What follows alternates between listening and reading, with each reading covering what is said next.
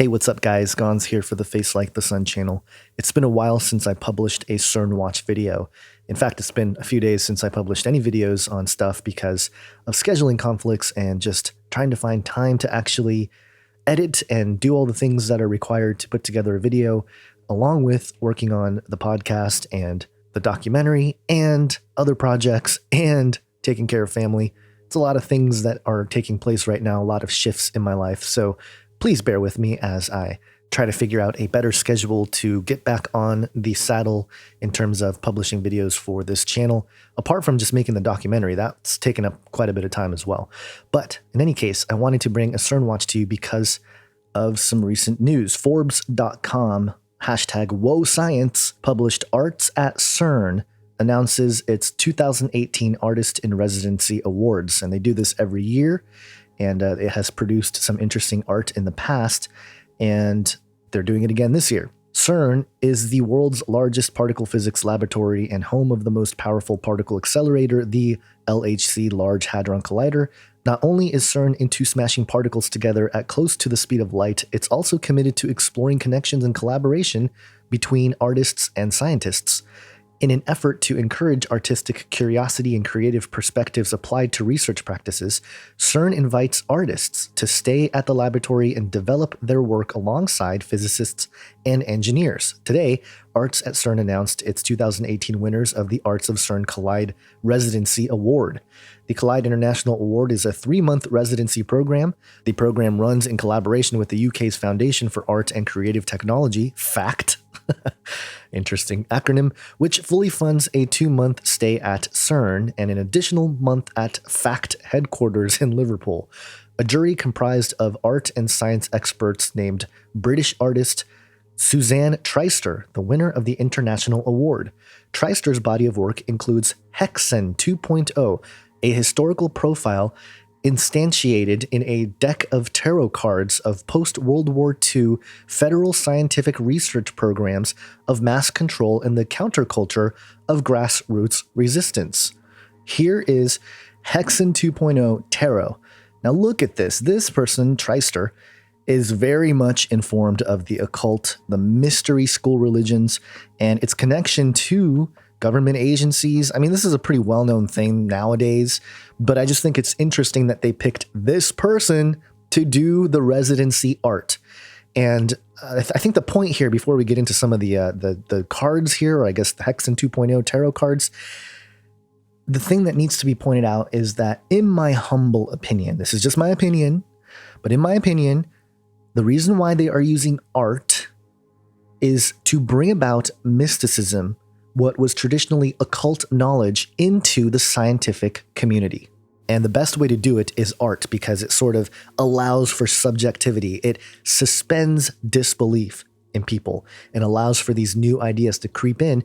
And they do it in a way that's, if somebody doubts it, they're like, oh, it's just art. But then on the other hand, it's weighted with all this information and all this knowledge about the Watchers, about Nephilim, about all these things, right, that most people really don't have much knowledge about. Now look at some of these cards, okay? You have the Fool, Aldous Huxley, the Magician, the Magician, Timothy Leary.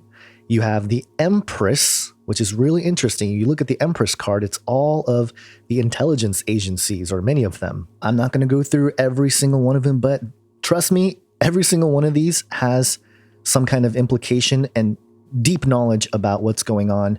You have the One World Government Justice card.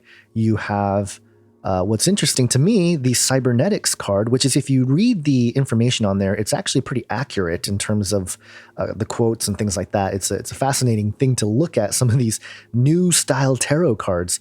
Then you have the Networked Revolution, okay? Strength in networks. This is true. This is actually, I actually read a whole book about networks and how the next generation of, of computing and of just social interaction and everything else is going to involve a heavy slated network system.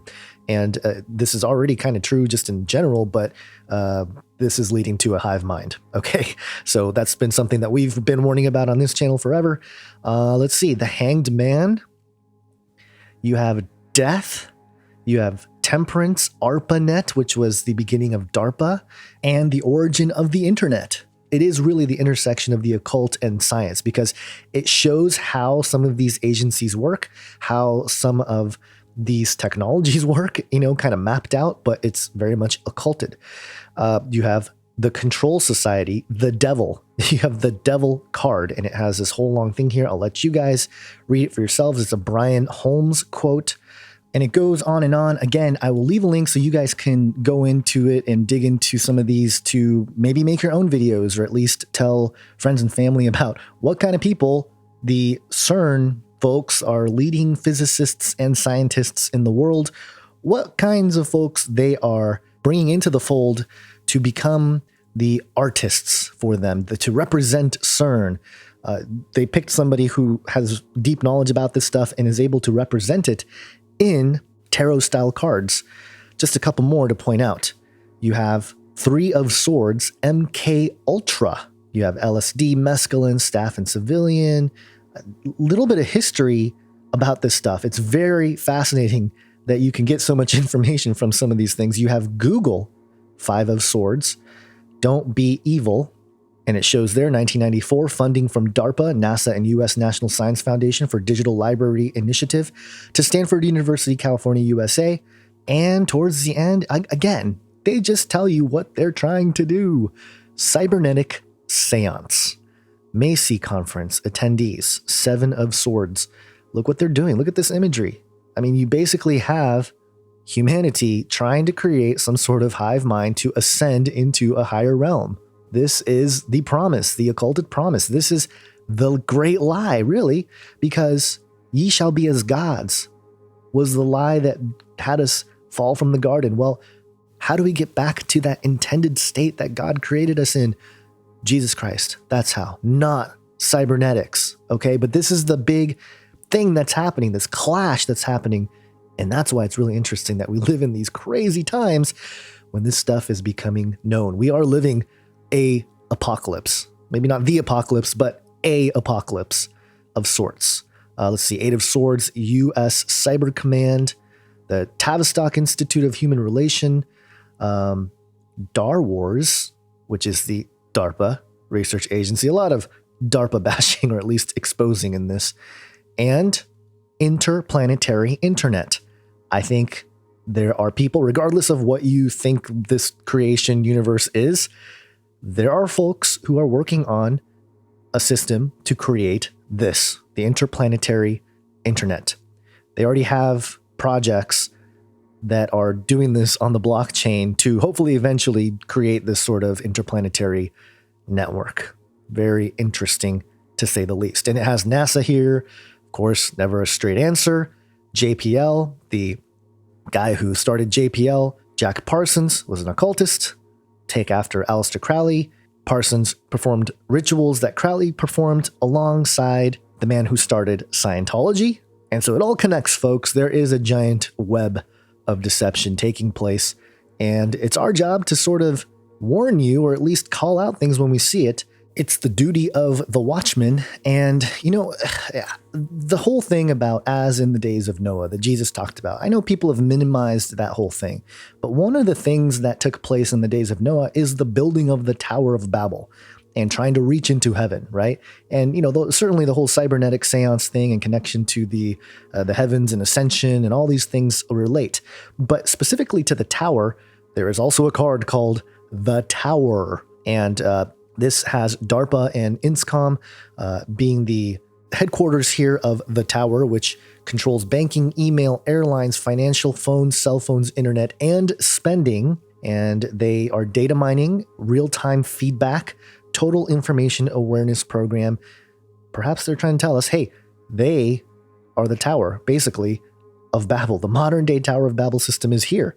Very interesting. Again, why would they use this person, of all people that they can use, to be their resident artist? And again, my opinion, because they want to bring mysticism, the occulted sciences, stuff that's been peddled by Kabbalah and various forms of mystery teachings and the New Age, and it comes in various flavors. It's to bring that mindset, that philosophy into the modern sciences. And why do I think that? Because they're doing this at the highest echelon of science, the biggest machine, the most expensive scientific equipment to be ever built by humanity, at least what is publicly known. They're using that platform to present and to allow in expression in this manner. And I just find it very fascinating. I find it very interesting. So to wrap up this article, Treister will spend the spring 2018 residency developing her ideas about the holographic universe and its influence on the arts. And then it says the Collide Geneva Award is dedicated to the performing arts.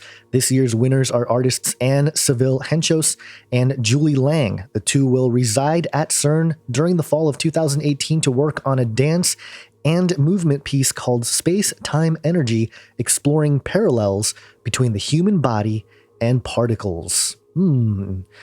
Collide Geneva partners with Arts at CERN, the Republic and Canton of Geneva, and the City of Geneva to foster research on artistic expressions and fundamental research. So there you go. What I've been showing you here is an old video that Arts at CERN produced about 3 years ago, just as an example of what kind of stuff they've been working on. And again, just keep an eye on this stuff because it's all culminating in the fulfillment of Bible prophecy, and that includes all kinds of things, which I can't get to in this short video. I hope you guys get something out of this. Thank you for your patience. I appreciate your support, your prayers.